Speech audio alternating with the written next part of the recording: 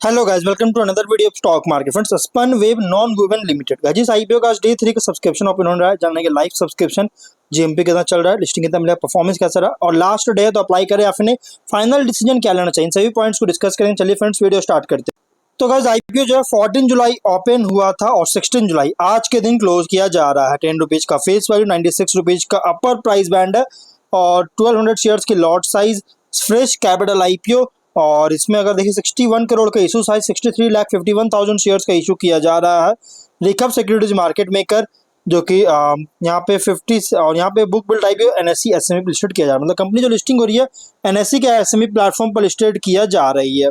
Allotment date finalise किया गया 17 जुलाई का। 18 जुलाई रिफंड रिलीज किया जाएगा। शेयर्स डिमैट अकाउंट में क्रेडिट होगा। 21 जुलाई लिस्टिंग डेट रखा गया है।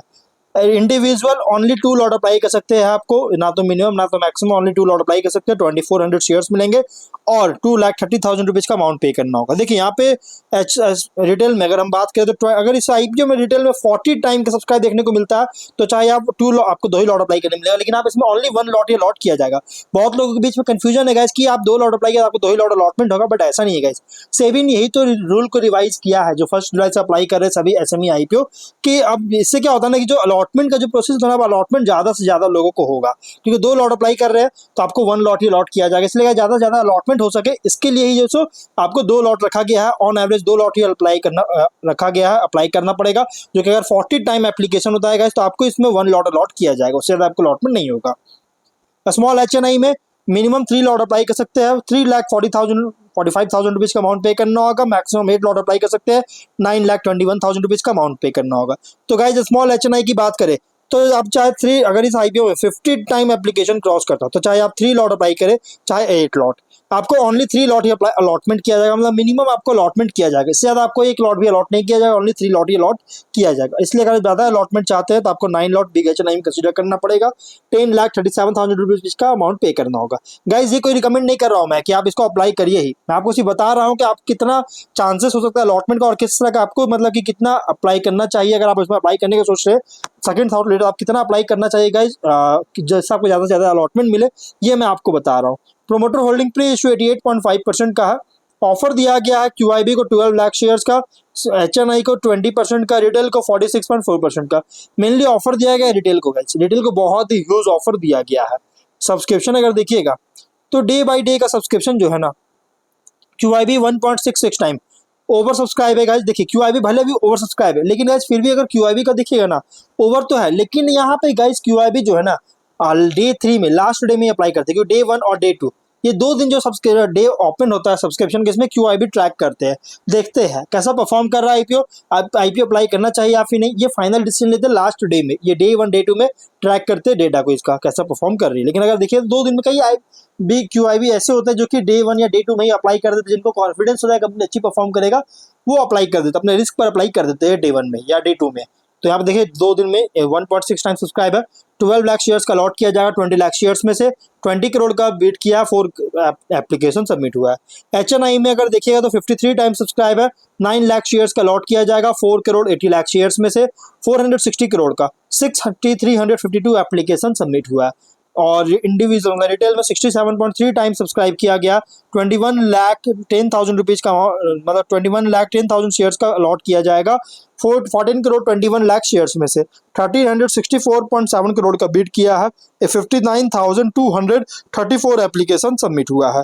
तो गैस यहाँ पे अगर देखिएगा तो कंपनी में क्यूआईबी तो ओवर सब्सक्राइब है, एचएनआई रिटेल बहुत ही स्ट्रॉन्ग सब्सक्राइब है, लेकिन गैस क्यूआईबी में ओनली 20 करोड़ का सब्सक्राइब किया है, जबकि रिटेल में 1364 करोड़ का सब्सक्राइब है। गैस अगर रिटेल इतना ज्यादा सब्सक्राइब दिख रहा है और क्यूआईबी नहीं दिख रहा है, विच मींस ये मतलब नहीं कि क्यूआईबी सब्सक्राइब नहीं हो रही है। देखिए क्यूआईबी क्या होता है ना, ये एक ही बार एक ही एप्लीकेशन अगर अप्लाई करते हैं ना तो लगभग बहुत ह्यूज 100 करोड़ 200 करोड़ 300 करोड़ का, हजार कोई भी क्यूआईबी तो ऐसे होते हैं जो कि 1000 करोड़ का भी अप्लाई कर देते हैं क्यूआईबी कैटेगरी में। तो इसलिए गाइस क्यूआईबी में सब्सक्राइब एकदम लो हुआ है, तो गाइस इसलिए हुआ है क्योंकि वो लास्ट डे में अप्लाई करते हैं, और इसलिए गाइस रिटेल से कंपेयर कीजिएगा तो अभी फिलहाल लो है। बट जब कल लास्ट और क्लोज होगा, कल आज का मतलब कि जो ओपन आईपीओ ओपन हो रहा है और आज जब क्लोज हो जाएगा उसके बाद अगर देखिएगा तो यहाँ पे देखने को मिल सकता है कि क्यूआईबी बहुत स्ट्रॉन्ग सब्सक्राइब कर रहा है। अब करते हैं या फिर नहीं ये तो क्यूआईबी पर डिपेंड करता है, लेकिन जिस तरह का सब्सक्रिप्शन हुआ है ना चांसेस है कि इंडिविजुअल 500 टाइम एप्लीकेशन क्रॉस कर सकता है। रिटेल और HNI में लगभग 600 टाइम का एप्लीकेशन क्रॉस हो सकती है guys। जिस तरह का सब्सक्रिप्शन देखने को मिल रहा है उसी तरह QIB 200 टाइम क्रॉस कर सकता है guys। अब देखते हैं कैसा परफॉर्म करता है। ये मेरा एस्टिमेट है guys कि ये कंपनी मतलब कितना क्रॉस कर सकती है। अब GMP की बात करेंगे तो 42 रुपीज़ का GMP ट्रेड कर रहा है, विच मीन्स गाइस कंपनी 43.7% की लिस्टिंग एक्सपेक्ट कर सकते हैं और बहुत ही स्ट्रॉन्ग लिस्टिंग मिलने के चांस है। 138 का लिस्टिंग प्राइस आप एक्सपेक्ट कर सकते हैं। देखिए इसके बिजनेस की बात मैं नहीं करूंगा कि मैंने ऑलरेडी वीडियो बना रखा है, मैं आपको सिर्फ ऊपर ऊपर बता देता हूँ कंपनी करती क्या है। ये spun bonded non woven fabrics का जो कि वैरायटी ऑफ यूजेज और high demand global level market में हाई डिमांड है और इसका one of the leading player है। तो यहाँ पे देखिएगा तो इसका और क्या क्या प्रोडक्ट्स है तो डोरमेट्स, बैग्स, कारपेट्स और पॉनिल्स, इसका जो इन सभी एप्लीकेशंस के लिए प्राइमरी इसका प्रोडक्ट्स यूज किया जाता है जिसका मैन्युफैक्चर और सप्लाई करता है। और क्वालिटी कंट्रोल सिस्टम के लिए इसको रिकॉग्नाइज किया गया कंपनी को, जिसमें टेस्टिंग, इंस्पेक्शन, एनालिसिस भी इंक्लूड है, जिससे हाई क्वालिटी प्रोडक्ट्स को इंश्योर कर रही है। और यहाँ पे देखिए इन सभी प्रोडक्ट्स का मैन्युफैक्चर करती है कंपनी। क्लाइंट्स में अगर देखिए तो यहाँ पे वीडियो पॉज कर आप पढ़ सकते हैं क्लाइंट्स को। कंपनी प्रोडक्ट्स को USA, UAE, Italy, Egypt, Saudi Arabia, Sri Lanka, Nepal, Kenya, Nigeria में एक्सपोर्ट करता है। मैन्युफैक्चरिंग फैसिलिटी राजकोट गुजरात में। प्रोडक्ट पोर्टफोलियो में ये 3 तरह का प्रोडक्ट है और competitive strength one of the largest manufacturer है spun bond non woven fabrics का इंडिया में। Tailored spun bond non woven fabric manufacturing industry specific needs के लिए लॉन्ग स्टैंडिंग एसोसिएशन है डिफरेंट कंज्यूमर्स के साथ डिफरेंट इंडस्ट्रीज और ज्योग्राफीज में। एडवांस्ड स्पन बाउंड टेक्नोलॉजी है जो कि क्लीन रूम टेक्नोलॉजी के साथ मैन्युफैक्चरिंग प्रोसेस के लिए। एक्सपीरियंस प्रोमोटर है जो कि सपोर्टेड है स्ट्रॉन्ग मैनेजमेंट और एग्जीक्यूशन टीम के द्वारा।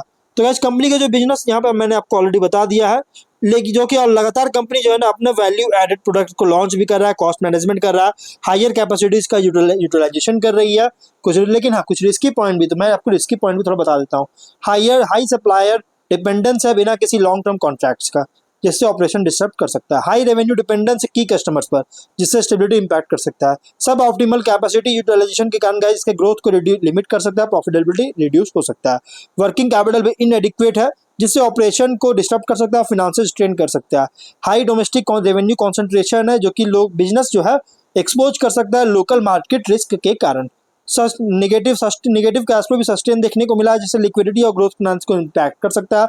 कॉम्पिटिटिव प्राइसिंग प्रेशर लगाया जा सकता है जिससे मार्जिन और मार्केट शेयर को इम्पैक्ट कर सकता है। ये कुछ रिस्की पॉइंट भी है गाइस कंपनी का। अब अगर हम बात करें गाइस कंपनी के GMP तो 42 रुपीज़ का 43.7% एक बहुत ही स्ट्रॉन्ग डेब्यू करने जा रही है। फिनेंशियल देखिए इसका मैं आपको बता देता हूँ कंपनी का, यहाँ पे देखिएगा तो 23 में 117.7 करोड़ का रेवेन्यू, 1 करोड़ का प्रॉफिट। 24 में 154 करोड़ का रेवेन्यू, 5.4 करोड़ का प्रॉफिट। 25 में 227 करोड़ का रेवेन्यू, 10.8 करोड़ का प्रॉफिट। लेकिन डेट बहुत ज्यादा, 91 करोड़ का कंपनी पर डेट बहुत ज्यादा है, डेट बर्डन बहुत ज्यादा है, बट रेवेन्यू प्रॉफिट कंपनी का अच्छी ग्रोथ होता हुआ देखने को मिल रही है। और इसके फिनेंशियल के अकॉर्डिंग गाइस प्राइस बैंड जो रखा गया फुल्ली प्राइस रखी गई है, कंपनी अच्छी प्राइस रखी गई, इसलिए गाइस GMP बहुत ही स्ट्रॉन्ग देखने को मिला। लिस्टिंग भी एक्सपेक्ट कर सकते हैं बहुत स्ट्रॉन्ग मिल सकता है। ROE अगर देखा जाए RONW 31.6% का, ROC 33.6% का, डेट इक्विटी 2.1 टाइम का, PAT मार्जिन 4.7%, EBITDA मार्जिन 13.7% का, price to book value 3.9 time का और PE रेशियो 15.8 टाइम का। ऑब्जेक्टिव क्या है तो working capital requirement, subsidiary SIPL इसमें इन्वेस्टमेंट करके वर्किंग कैपिटल रिक्वायरमेंट फंड करना चाहती है, जनरल कॉर्पोरेट पर्पस और लोन रिपे करना चाहता है। इन सभी के लिए फंडिंग चार्जेस के लिए IPO लेकर आया। तो बोल देखिए कंपनी बहुत स्ट्रॉन्ग है गाइस और ये लिस्टिंग के बाद फर्स्ट मूवर देखने को मिलेगा, काउंटर कर सकता है और लगातार इसका प्रोडक्ट्स का डिमांड जो ग्लोबल मार्केट में, इंडियन मार्केट में डिमांड लगातार इंक्रीज कर रहा है, जिसके कारण गाइस आप इसमें मीडियम टू लॉन्ग टर्म के लिए लिस्टिंग के लिए अप्लाई कर सकते हैं। एक बहुत अच्छे बेनिफिट मिल सकता है, लेकिन फाइनल डिसीजन जो भी लीजिएगा अपने रिस्क पर लीजिएगा। ये कोई रिकमेंडेशन वीडियो नहीं है। तो गाइस वीडियो कहीं पर एंड करते हैं, अगर कोई डाउट है कमेंट बॉक्स में पूछे। मिलते हैं नेक्स्ट वीडियो में, टिल देन बाय बाय।